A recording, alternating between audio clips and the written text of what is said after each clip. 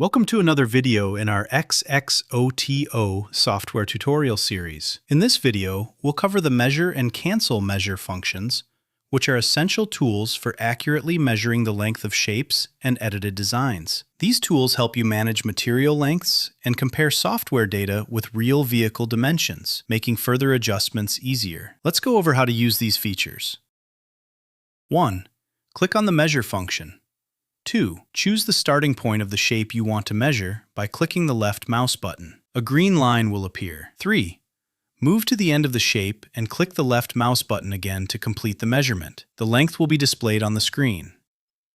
4. You can continue measuring different sections by repeating the process, whether horizontally, vertically, or in any other direction. 5. Once you're done, right-click anywhere on the blank area to end the measuring process. If you want to clear all the measurements, simply click the Cancel Measure function and all the measurement lines will be removed. Congratulations! You now know how to use the Measure and Cancel Measure functions. Be sure to check out our other tutorials for more tips and advanced techniques with XXOTO software.